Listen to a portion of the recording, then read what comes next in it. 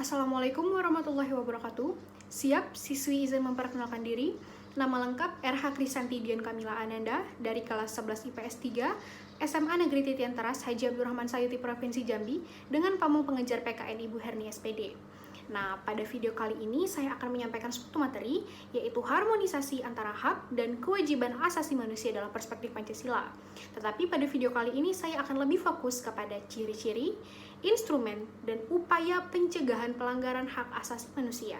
Sebelum memulai materi, di sini saya sudah ada buku Undang-Undang Dasar. Sebelumnya kita harus mengetahui dulu apa sih hak asasi manusia itu.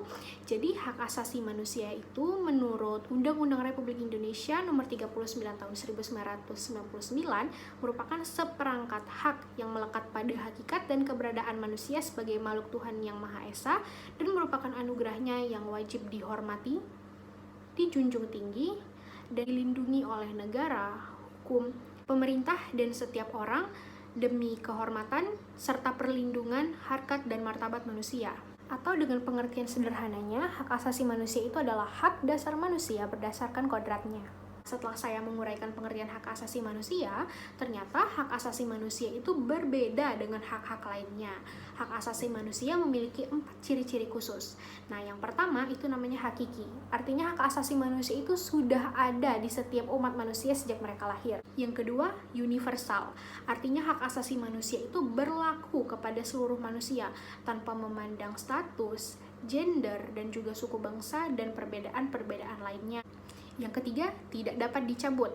Jadi hak asasi manusia itu memang tidak dapat dicabut ataupun diserahkan kepada pihak lainnya. Yang keempat dan yang terakhir, yaitu tidak dapat dibagi.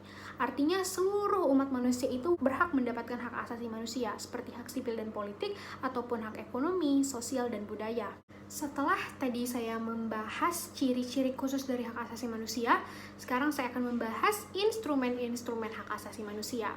Nah, yang pertama itu adalah Undang-Undang Dasar tahun 1945, terutama pasal 28A hingga 28J. Kedua adalah Ketetapan MPR nomor 17 MPR/1998 tentang hak asasi manusia. Ketiga adalah Undang-Undang nomor 29 tahun 1999 tentang hak asasi manusia. Empat adalah Peraturan Pemerintah Pengganti Undang-Undang nomor 1 tahun 1999 tentang Pengadilan Hak Asasi Manusia. Nomor 5 adalah Peraturan Pemerintah nomor 2 tahun 2002 tentang tata cara perlindungan terhadap korban dan saksi dalam pelanggaran hak asasi manusia. Dan yang keenam adalah Keputusan Presiden nomor 50 tahun 1993 tentang Komnas HAM. Setelah tadi saya menjabarkan instrumen-instrumen hak asasi manusia, sekarang saya akan coba untuk membacakan contoh dari instrumen tersebut, yaitu saya akan membacakan Undang-Undang Dasar tahun 1945 pasal 28A sampai 28C. Pasal 28A. Setiap orang berhak untuk hidup serta mempertahankan hidup dan kehidupannya. Pasal 28B ayat 1. Setiap orang berhak membentuk keluarga dan melanjutkan keturunannya melalui perkawinan yang sah. Pasal 28B ayat 2. Setiap anak berhak atas kelangsungan hidup, tumbuh dan berkembang, dan perlindungan dari kekerasan dan diskriminasi. Pasal 28C ayat 1. Setiap orang berhak mengembangkan diri melalui pemenuhan kebutuhan dasarnya, berhak mendapat pendidikan dan memperoleh manfaat dari ilmu pengetahuan dan teknologi, seni dan budaya, demi meningkatkan kualitas hidupnya dan demi kesejahteraan umat manusia. Pasal 28C ayat 2, setiap orang berhak untuk memajukan dirinya dalam memperjuangkan haknya secara kolektif untuk membangun masyarakat, bangsa, dan negaranya. Oke, itu tadi adalah instrumen-instrumen dari hak asasi manusia.